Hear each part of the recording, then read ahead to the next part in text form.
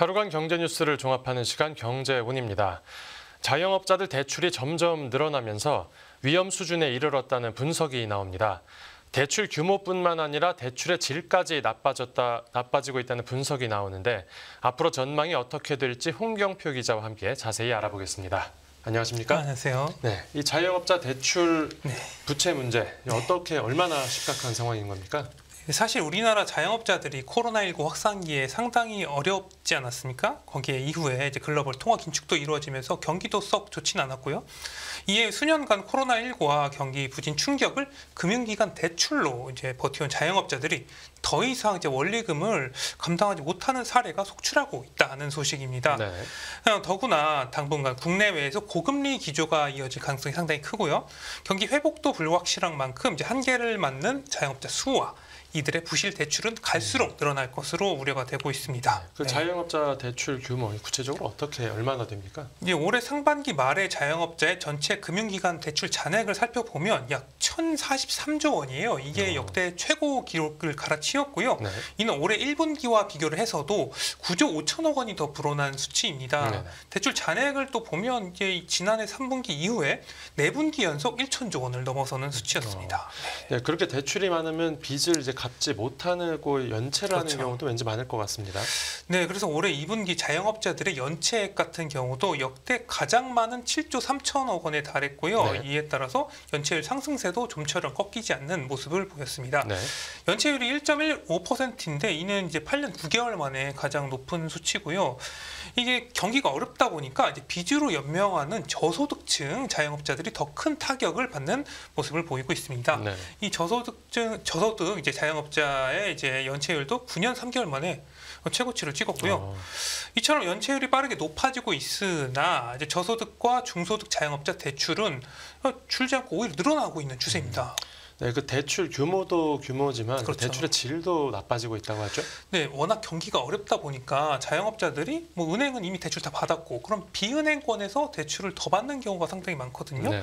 이래서 이제 자영업자 대출의 부실 조짐은 이제 비은행 제2금융권에서 더 뚜렷했고요. 네. 지금 그 비은행권 자영업자 연체율을 살펴보면 2.91%인데 이게 7년 6개월 만에 가장 높은 수준입니다. 비은행권, 이은행권이라고 그쵸. 하면 저축은행 같은 데를 맞습니다. 얘기하는 뭐 저축은행 등 이런 다 포함되는데 네. 저축은행 아까 지금 2.91%라고 말씀드렸잖아요. 네. 근데 저축은행 연체율은 6.42%로 이제 가장 높았고요. 이제 게다가 이제 뭐 자영업자 중에서는 여기서도 받고 저기서도 받고 중복해서 이제 대출을 받은 다중 채무자 비중도 그 어느 때보다 큰 점이 상당히 부실 우려를 키우고 있는 상황입니다. 네네. 이 비중이 지금 자영업 대출 71%에 달하고요. 그런데 아직 이제 고금리 기조가 네. 유지되고 있지 않습니까? 맞습니다. 네, 만약에 기준금리가 추가 인상된다라고 네. 하면 이 자영업자의 부채 문제도 더 심각해지겠죠. 그렇겠죠. 이제 미국이 금리를 계속해서 이제 뭐 올리겠다 하는 마당에 이제 우리나라만 금리를 내리기는 상당히 어렵잖아요. 네. 이 전체 자영업자의 경우 이제 금리가 이제 앞으로 0.25% 포인트가 높아지면 이제 대출 총 이자가 이제 1조 8천억 원이 늘어날 것이 0.25% 포인트 높아질 때 네네. 이렇게 예상이 되고 있고요. 대출자의 1인당 이자는 연 58만 원 늘어나서 이게 자영업자들의 빚 부담은 당연히 커질 것으로 예상이 되고 있습니다. 네. 이에 한국은행도 빚의 경고에 나섰고요. 이제 최근 금융안전 보고서에서 이제 취약 차주가 늘고 비은행권 이제 대출 비중이 커지는 등 이제 대출의 전반적인 질이 저하되고 있다 이렇게 지적을 했고요. 네네. 단기적으로 이제 좀 취약 차주에 대해서는 채무 조정을 좀 해줄 필요가 있다.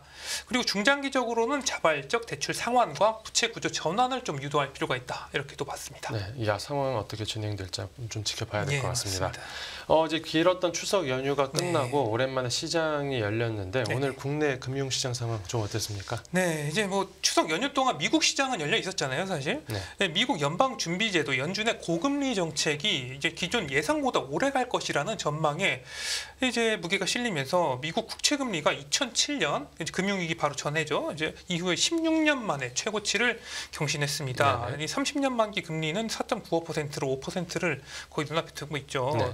이게 연준의 주요 인사들이 긴축 강화를 이제 지지한 상황이 금리를 이제 끌어올리게 됐고요. 네. 미국 하원 의장이 해임된 것도 시장 불확실성을 키우는 요소 중에 하나가 됐습니다. 네. 이에 이제 미국 주식시장 3대 지수가 일제히 마감 하락세로 마감을 했고요. 우리 시장에도 당연히 영향이 그럼 있었겠네요. 네, 맞습니다. 그래서 이제 긴 추석 연휴 동안 장은 안 열렸었잖아요. 그래서 해외 이슈들이 국내 금융시장에 한꺼번에 반영되는 모습이었습니다. 네. 이제 주식시장의 경우 코스피는 오늘 보니까 2% 넘게 하락했고요. 2,400선을 이제 목전에 두고 있습니다. 많이 내려왔죠. 이제 코스닥은 4% 이제 가까이 급락하는 모습을 나타냈습니다. 네. 달러원 환율도 연고점으로 출발해서 1,360원을 넘어섰고요. 이 달러원 환율이 높아진다는 것은 원화 가치가 떨어진다는 것을 반영하는 것이죠. 네. 이제 우리나라 국고채 10년물 금리도 이제 4.3%를 넘어서기도 했습니다. 이제 금리와 채권 가격 방향은 반대이기 때문에 이제 우리나라 국채 가격도 떨어지고 있다 이런 의미로 볼 수가 있겠고요. 네.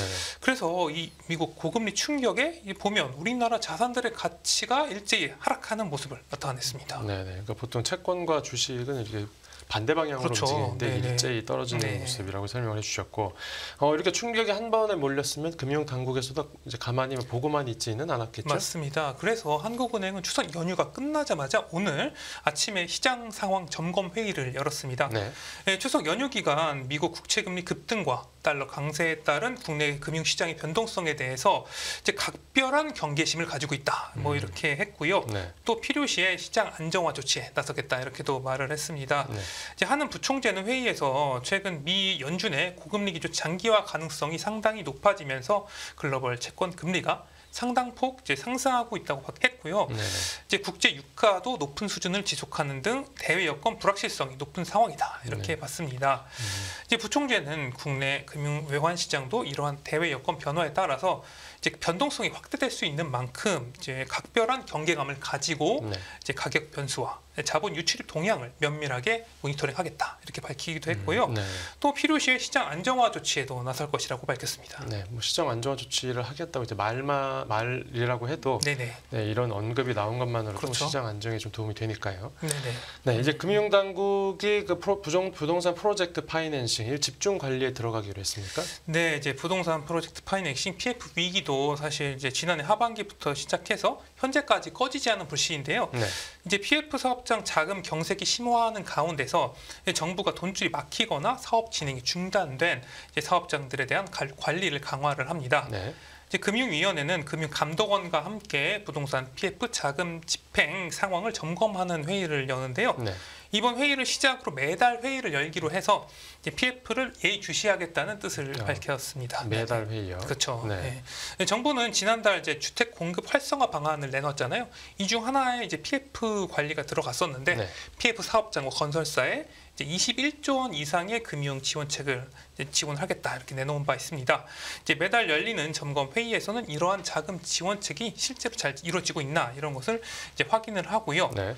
또 이제 PF 브릿지론이 이제 본 PF로 제대로 넘어가고 있는지 이제 사업장별로 이제 점검을 하는데요. 브릿지론하고 본 PF 어떤 차이가 뭡니까? 이게 부동산 PF 대출은 크게 네. 아까 말씀드린 이제 브릿지론과 본 PF로 나뉘는데요. 브릿지론 같은 경우는 토지 매입비를 빌리는 게 이제 브릿지론이고 네. 이제 공사 착공을 시작한 후에 이제 공사비와 사업비를 조달하는 본 PF로 나뉩니다. 네. 사실상 이제 부동산 경기 악화와 고금리가 맞물리면서 부동산 시장이 상당히 좀 침체가 됐었잖아요. 그래서 금융회사들이 부실을 우려하면서 이제 브릿지론을 받은 뒤에 본 PF까지 이제 지원을 못 받는 거죠. 그러니까 넘어가지 못하는 사업장이 속출을 하고 있습니다. 이른바 돈줄이 막히게 되는 상황인 것이죠. 그러니까 땅 살 돈은 빌렸는데 이제 그렇죠. 건물 지을 돈을 못 네. 구한 거군요. 네, 맞습니다. 정부는 이렇게 PF 사업이 멈춰선 곳들에 대한 이제 개별적 분석을 한 뒤에요. 재구조와 지원 등에 나설 계획입니다. 예. 사실 이제 정상적인 PF 사업장도 있을 수 있잖아요. 그런데 이런 게 지원이 돈줄이 막혀서 좀 상당히 어려워지면은 좀 힘든 상황이기 때문에 전국에 적체된 PF 착공 대기 물량의 빠른 재개를 유도하겠다 이렇게 볼 수 있는 것이죠. 네. 이제 다만 이 같은 정부의 고강도 이제 관리 체계도 이제 근본적인 PF 사업의 어려움이 단기간에 풀리긴 상당히 어렵다는 전망이 나오고 있습니다. 또 사실 이렇게 과도한 금융 지원이 이게 금융 부실로 또 이어질 수도 있잖아요. 밑빠진 독이 될 수도 있으니까요. 네. 그러니까 사업장 선별이 상당히 중요하다 이런 분석도 나오고 있습니다. 알겠습니다. 네. 다음 뉴스 보죠. 우리 기업들 생산 활동이 좀 살아나고 있는 모습을 네. 보이고 있다던데 실제 그렇습니까? 네, 이제 그동안 경기 침체로 기업들이 상당히 힘들었지 않습니까? 올해 네. 상반기만 해도. 그런데 이제 우리나라 생산이 반도체를 중심으로 턴어라운드하는 모습을 이제 보였다는 소식입니다. 예. 네, 오늘 통계청이 이제 산업 활동 동향 수치를 이제 발표를 했는데요. 이게 전 산업 생산 지수, 이게 모든 생산을 합한 지수거든요. 네. 우리나라 전월보다 2.2% 증가를 했는데 이건 30개월 만에 최대폭 이제 증가 시장입니다. 이게 이 중 이제 광공업 섹터 상승세를 이제 주목해 볼 필요가 있을 듯한데요. 네. 이 광공업 증가는 이제 반도체 생산이 이제 견인을 했습니다. 반도체 생산은 전달보다 13.4% 증가를 했는데요. 네. 이게 전년 동월 대비 증가한 건 13개월 만인데 어떻게 보면은 지금 13개월 전까지 이제 좀 하락하다가 증가한 걸 보니까 네. 이 바닥을 찍고 올라오고 있다. 뭐 이렇게도 볼 수가 있는 거잖아요, 사실. 네. 네. 이제 우리나라 반도체 산업 같은 경우는 그 글로벌 이제 수요 침체로 인해서 반도체 겨울을 겪고 있지 않습니까? 이번 생산 증가가 이제 반도체 침체 긴 터널을 이제 빠져나가는 시작이 될지도 좀 주목을 해봐야 될 것 같고요. 네. 하지만 여전히 이제 반도체 생산 증가에도 누적된 반도체 재고는 상당히 부담이 되는 상황이죠. 예. 이 반도체 재고를 살펴보면 전월보다 15.3% 늘어나기도 했습니다. 네, 뭐 이제 반도체가 네. 좀 살아나고 있다는 이제 지금 모습을 보이는 건 네. 좋은 뉴스긴 한데 네. 반도체 외 다른 산업군 상황은 어떻습니까? 이제 제조업 생산도 반등하는 모습을 나타냈는데요. 예. 그 전달보다 5.6% 늘었고요. 건설업 생산도 증가를 했습니다. 네. 이 서비스업 생산은 해외 여행이 이제 증가하면서 예술과 스포츠, 여가 등을 중심으로 상당히 늘었고요. 반면 소매 판매액 지수는 2달 연속 감소세를 이어가서 아직 경기가 완연하게 풀리는 모습은 아닌 것으로 보입니다. 네네. 그 승용차와 의류 등의 소비는 줄었고요. 아, 예. 예, 정부는 이제 생산 측면에서 반도체 중심의 수출 회복 흐름, 그리고 미국 경제 연착륙 기대, 중국의 단체 관광 재개 등으로 해서 네. 이런 것들은 상당히 긍정적으로 봤는데요. 이 유가 상승과 글로벌 고금리 장기화 가능성 등이 부담으로 작용할 수 있다 이렇게 분석을 네. 했습니다. 긍정적인 요인과 이제 부담 요인이 공존하고 있어서 맞습니다. 어떻게 상황이 흘러갈지도 봐야 될 것 같고 네. 이제 마지막 뉴스는 기업 관련 소식인데 네네. 이 현대차가 미국 시장에서 아주 상당히 잘 나가고 있는 맞습니다. 겁니다. 네, 올해 상반기 반도체가 부진한 상황에서 완성차는 상당히 잘 나가는 모습을 이제 보여줬잖아요. 예. 올해 3분기에도 좋은 흐름을 이어가고 있다 이런 소식입니다. 네네. 이 현대차가 지난달 미국 시장에서 두 자릿수의 판매 증가율을 기록하면서 9월에 역대 최고 실적을 올렸다는 소식입니다.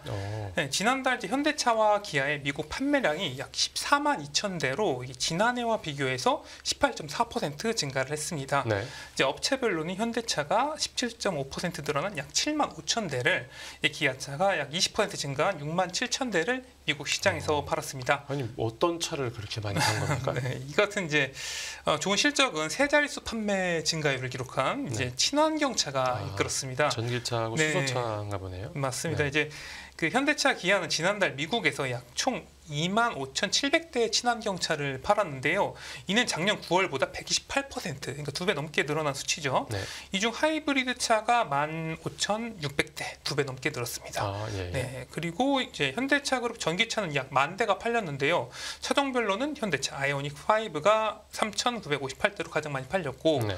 이제 이어 기아 EV6, 현대차 아이오닉 6 순으로 많이 팔렸습니다. 네. 네, 이외에도 또 뭐 기아는 EV6, 네, 그리고 뭐 이외에도 내연기관차는 현대차에서는 투싼과 산타페, 이제 아반떼 등이 선방을 했고요. 네. 기아는 스포티지와 K3, 텔루라이드 순으로 잘 팔렸습니다. 아, 그 전기차하고 하이브리드 차가 잘 팔린 거였군요. 네네. 네.